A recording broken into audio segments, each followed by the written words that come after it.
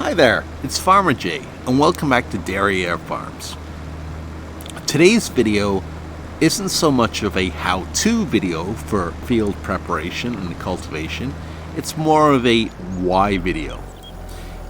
If you followed my beginner's guide to farming, or my guide on improving yields, you already know how to prepare, how to plant a field, and the same as if you followed the basic tutorial.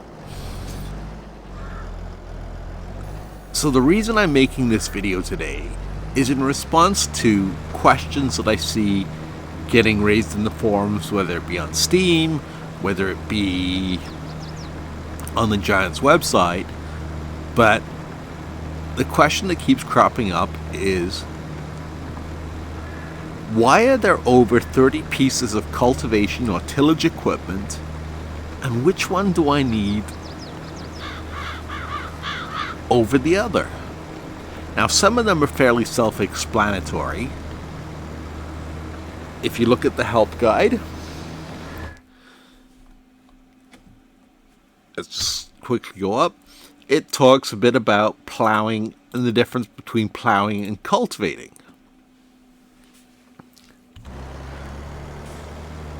And if you use the field info screen, it'll tell you when you need to use either a plow or a cultivator.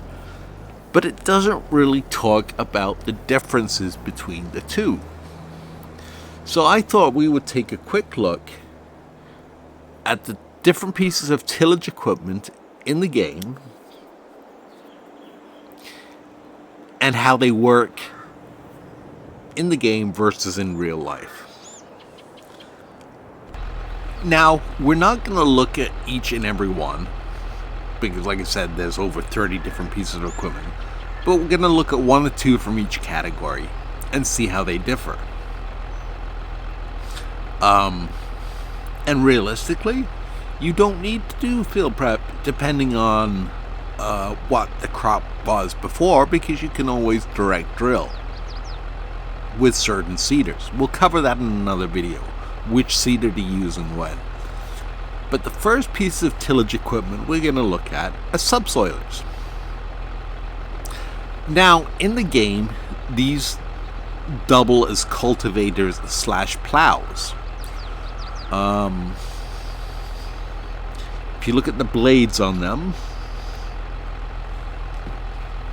they're a little bit different than a typical plow, and that's because in real life they have a slightly different purpose.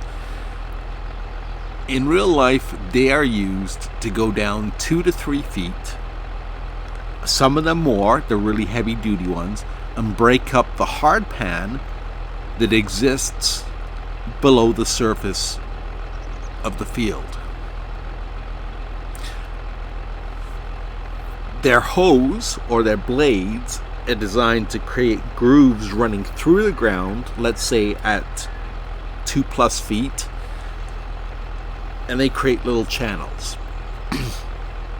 Now, John Deere's website recommends using a subsoiler to either, again, like I said, break up the hard pan that's caused by compaction. This mainly exists in headlands where tractors and combines keep turning around over and over again and run over the same piece of ground all the time. They can also be used to remove standing water by creating those channels underground. It gives the water somewhere to flow to. Plus, by going down a little bit further, it gives a little bit more room for the roots to grow. Now, speaking of roots, another major use for subsoilers around the edges of fields is where you have lots of trees. Tree roots tend to grow, as you know, quite far and end up growing into the field and take away nutrients from the crops that you're growing. Because the subsoiler goes deep enough, it will actually cut those roots. So, yes, the tree's not going to get as much nutrients, but your field will. Now, in the game, like I said, it doubles as a plow / cultivator and will give you a cultivated state or a plowed state. Actually, gives you both. This is the basic. This is the smaller subsoiler.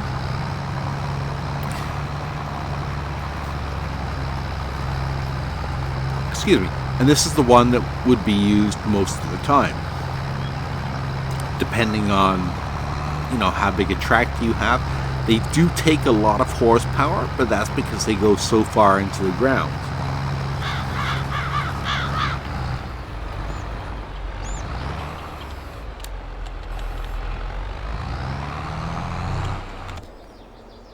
The only difference between the other subsoiler and this one is the size or the width of it.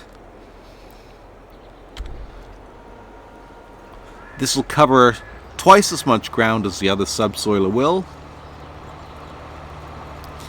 and will leave you with exactly the same condition in the game.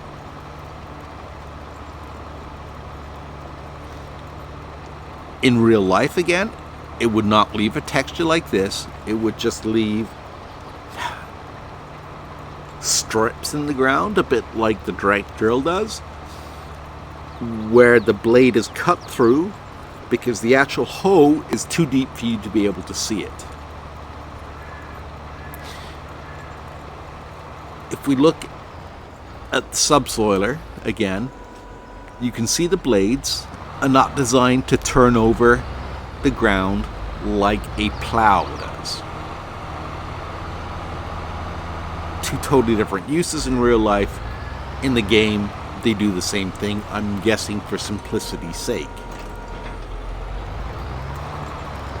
Now, I do have field stones turned on just for this demo. If you've watched my video on how to deal with stones, you'll know how I feel about them. So let's just get to the end of this row, and then we will take a look at the plow.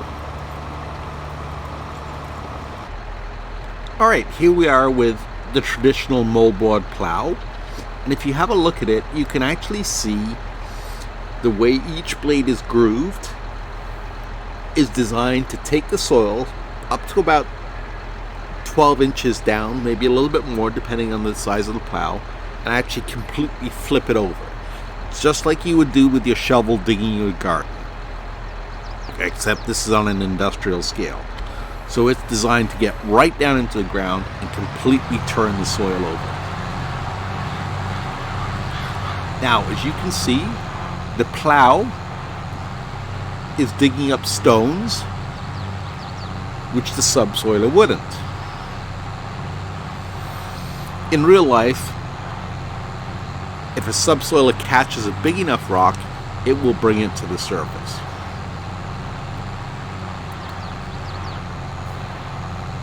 But in the game, the subsoiler doesn't bring up rocks. So that's one reason you might want to use a subsoiler over a plow if you've got field stones turned on. And we're about to say goodbye to that road sign. Now let's have a quick look at the map, and you can see if we turn off the mulched,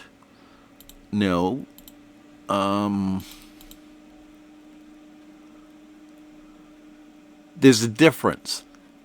The subsoiler gave us a stubble tillage state, and the plow is giving us a purple plowed state. They would both remove the plowing requirement if you've planted corn, sugar beets, or sugar cane. So that would be when you want to use any of these. As you can see, the plow's bringing up quite a few stones.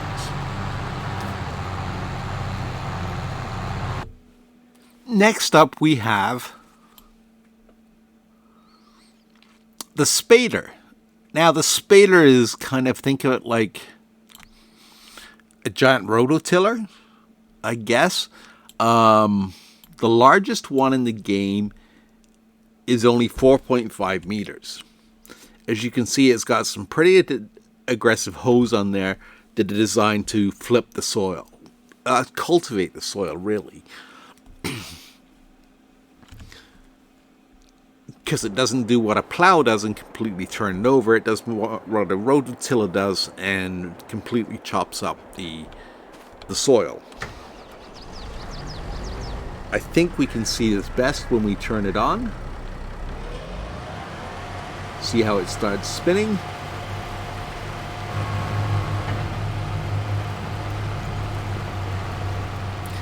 Now it's slower than a plow too, and it's narrower. I never thought I would say I would prefer something over a plow, because plows are slow, but this is even more painful than a plow. So, when would you want to use this? I'm not sure, really. I would take a big plow over. I think it's supposed to go faster than this. 4 miles an hour? No, it's 4 miles an hour. So it is doing its speed. If you look at the biggest plow in the game, it's 6 meters wide and will plow at 7 miles an hour.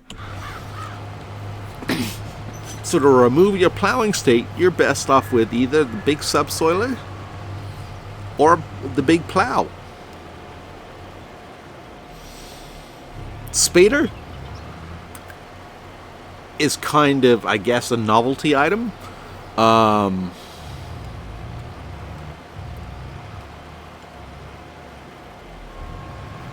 really don't have anything more to say on that. As you can see, the only difference it's doing between the plow and itself is it's leaving more of a cultivated state.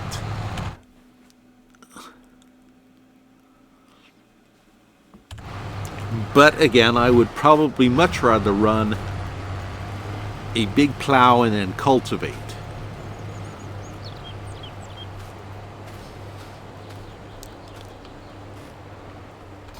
Now, if you look at the plowed area, you can see that there are some fairly, besides the stones, there are some fairly decent lumps of soil.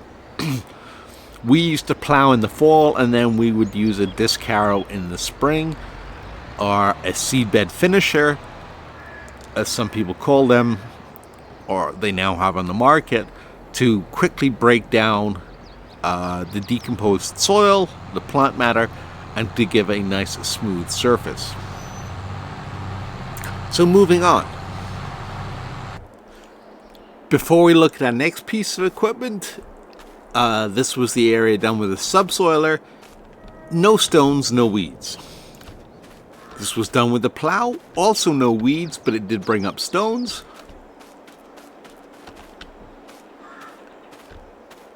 And I'm going to stop that because we don't need to replow where the spader went. But as you can see by where the spader did its work, it did leave a weed state. Alright, so let's look at the power harrow. This is a less aggressive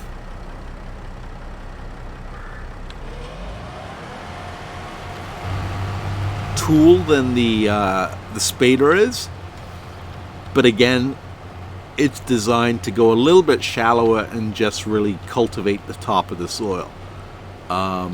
This is the biggest one in the game that I could find. I'm sure mods will be coming out. It's not bringing up any rocks, and it's leaving a cultivated state behind. Let's take a look and see. Power harrow. 6 meters is the biggest one in the game. We're using the 4-meter one. I should have used the 6, but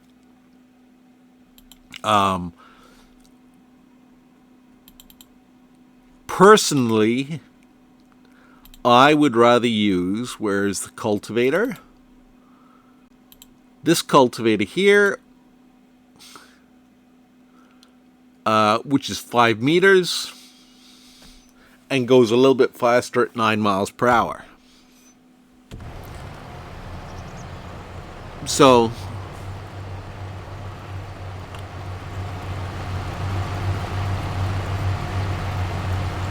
that is what the power harrow does.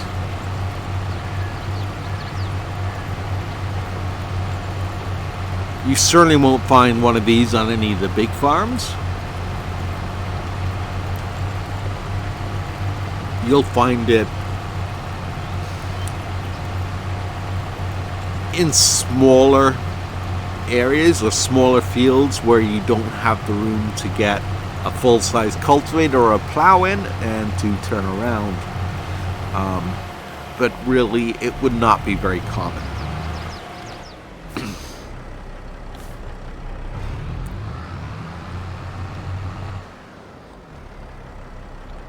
So, again, like some of the other things, this was something included in the game by Giants to give you more options in terms of equipment.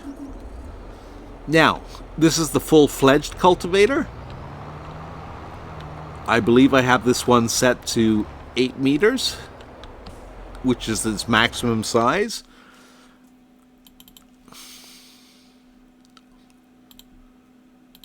This one here, yep, 8 meters. And it will travel up to 9 miles an hour. It should leave us with exactly the same cultivated state that the power harrow did.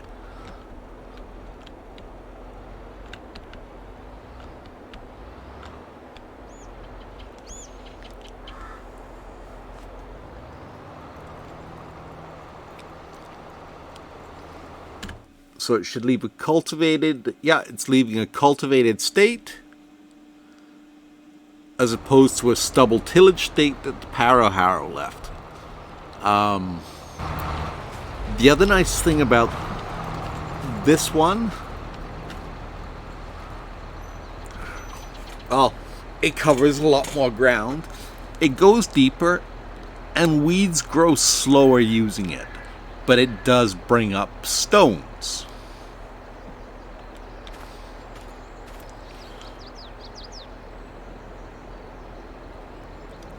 So that's the cultivator. The regular cultivator in the game. Moving right along, we're going to look at the Lemkin, which is a shallow cultivator. It's 8.4 meters versus 8, so it gives a little bit extra width. Not quite as much width as some of these larger ones do. But these require a lot more horsepower. The Rostel mash, depending on what your horsepower requirements are, maybe your best bet, may not. So let's take a look and see what this one does. It's a shallow cultivator, and it's a shallow cultivator for a reason.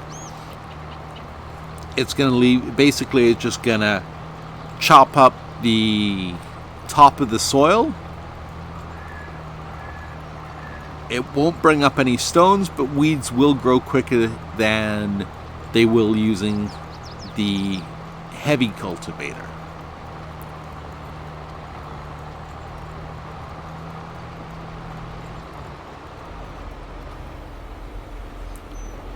So let's just have that, we'll let that one finish. I'm in its way.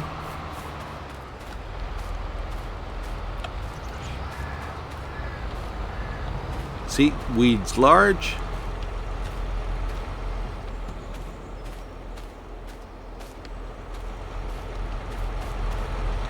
And I knew you guys were going to get into trouble.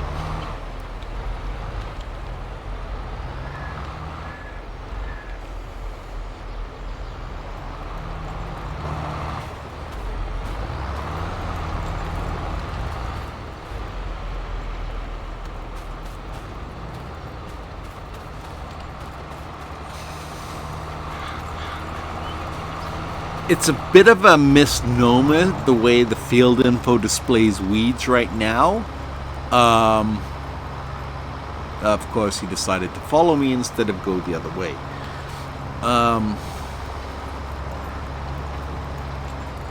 As long as you hit them early enough, weeds from any cultivator can actually be dealt with a weeder.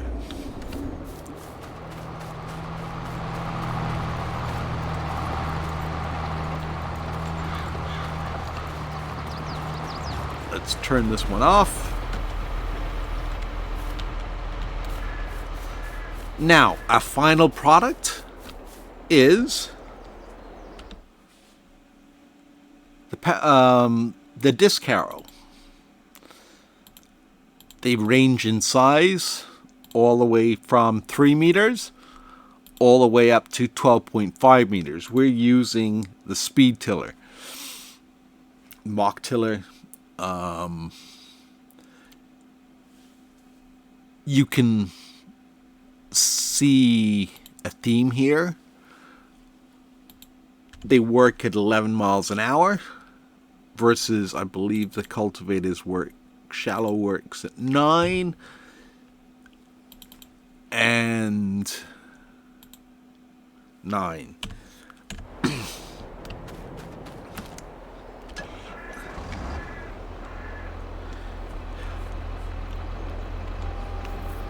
In real life,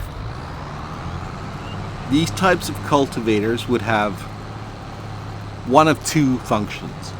One, they're going to go through a field very quickly, chop up the stubble,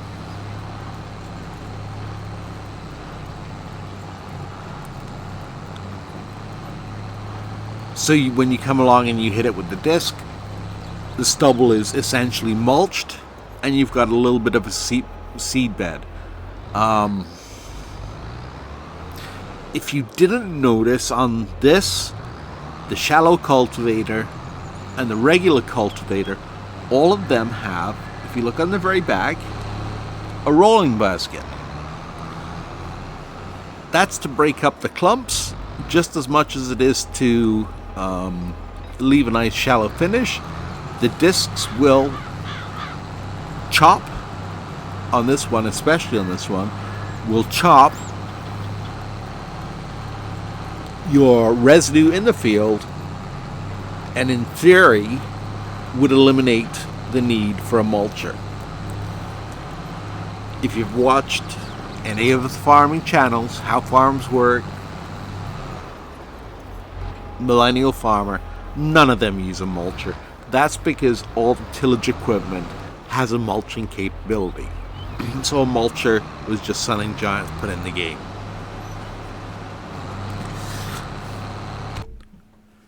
Okay, before I give my final verdict, just going back to the topic of subsoilers, I'm on the AgriSem website and we're looking at the same subsoiler, the large one that was leaving the stubble tillage finish.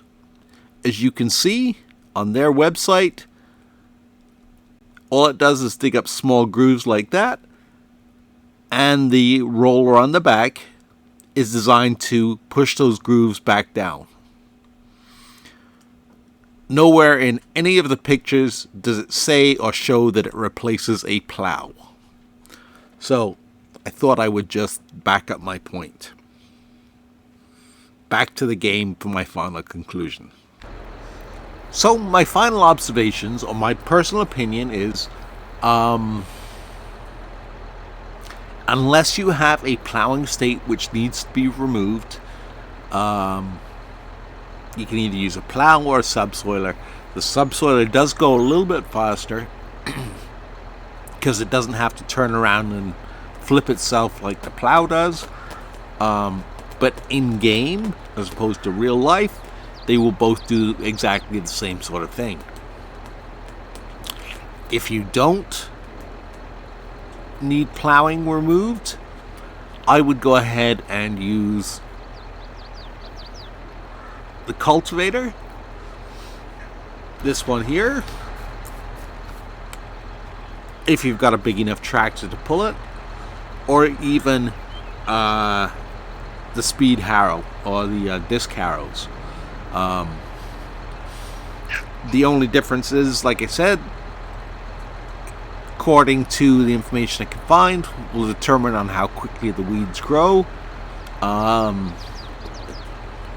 This is again a little bit of a novelty put into the game, because weeds will grow in a field regardless of whether you plowed it or just disked it.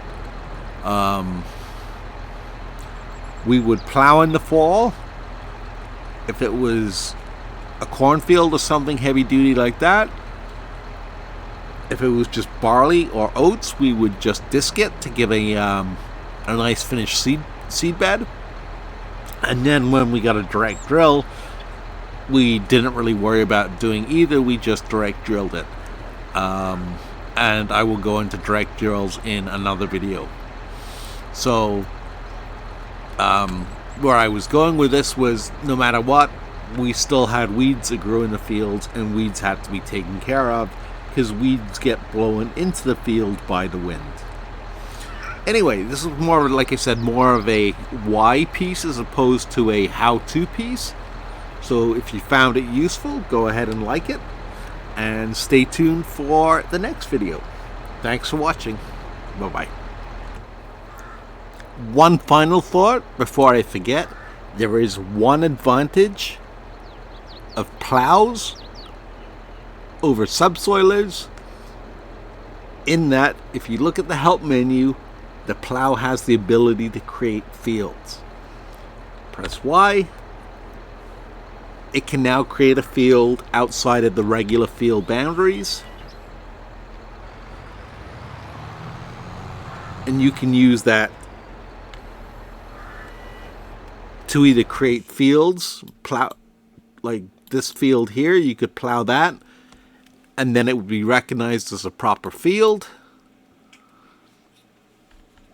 Or you can use it, if I wanted to run along the edge of this field here and extend it a bit,